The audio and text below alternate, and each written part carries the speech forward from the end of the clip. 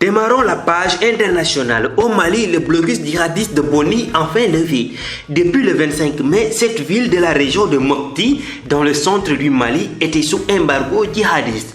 Le Katiba Serment, membre du Djinim, le groupe de soutien à l'islam et aux musulmans lié à Al-Qaïda, avait coupé la route permettant d'accéder à Boni afin de punir les habitants, accusés notamment de collaborer avec l'armée malienne et ses supplétifs russes. Ce sont des négociations qui ont finalement permis de rétablir l'accès à la ville. Les négociations ont été menées en début de semaine par les représentants du chef du village de Boni, des jeunes et des représentants de plusieurs localités voisines, également affectées par le blocus. Nous poursuivons avec le Sahara occidental. Le bras de fer diplomatique se poursuit entre Tunis et Rabat. Après avoir retiré son ambassadeur à Tunis en signe de protestation à l'invitation du chef du Front Polisario, Birahim Ghali, au Forum économique Japon-Afrique qui vient de se dérouler, Rabat multiplie les gestes de mécontentement et les positions hostiles. Invité de ce journal, Vincent Gessier, chercheur à l'Institut de recherche et d'études sur les mondes arabes et musulmans, analyse ce risque diplomatique. Nous terminons en Syrie. Frappe aérienne israélienne sur l'aéroport d'Alep et le sud de Damas. 4 missiles tirés par des avions israéliens qui opéraient à partir de la Méditerranée à la hauteur de la ville côtière de Latakia ont touché mercredi soir l'aéroport international d'Alep. L'agence officielle syrienne Sana a confirmé les frappes qui ont causé, selon elle, des dégâts matériels.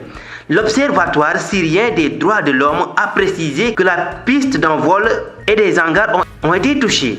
Des incendies ont éclaté et des explosions qui seraient dues, selon l'ONG basée à Londres, à des missiles iraniens entreposés sur le site ont été entendus. Voilà ce qui met fait à cette page internationale. ñu tëji xibaaru bitim réew ca Mali mbooloo jihadiste yi nag jëlee nañ leen foofoo ca Boni. ñi nga xam ne nag ñoo di jihadiste yi ñoo ngi doon noot dëkk bi nga xam ne rek moo di Mopti nekk ca biir Mali li ko dalee ñaar fukki fan ak juróom ci weerub mai. li nga xam ne nag moo di Katiba bokk ci waa Djinim doon ab mbooloo bi dimbali islam ak jullit yi rek di liggéey ak waa Al-Qaïda ñoom nag dañoo fàttoon yoon bi nga xam ne rek moo daan may nit ñi ñu mën a dugg foofee ci Boni ngir rek noot waa dëkk ba yi nga xam ne ñi ngi leen daan jiiñ ni dañ daan liggéey ak ñi nga xam ne rek ñoo di waa Russe ak waa armée malienne. waxtaan yi ni mel nag ñoo tax ba ñu mujjee rek tegg yoon ba waxtaan yi nag ñi ngi ko amaloon ci njalbeenu dibeer bi ñu génn rek ñi fa teewoon rek ñooy kilifa yi nekk ci village Boni ay waxambaane ak ñeneen ñi nga xam ne rek ñooy seeni dëkkandoo.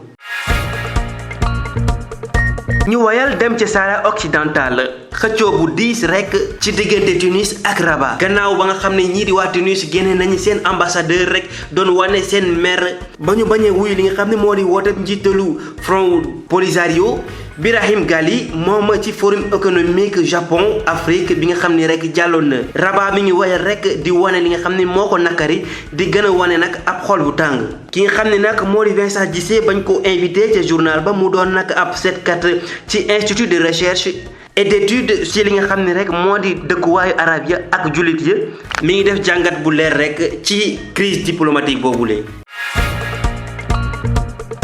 ñu jeexal xibaar yi ci Syrie ab cong rek ci jaww ja dal ci li nga xam ne moo di aéroport bi nekk ca Damas ñeent missile rek la avion israélien tiré jóge rek ca fi nga xam ne moo di géeju Méditerranée ñoom nag jot nañoo laal li nga xam ne moo di aéroport international Alep.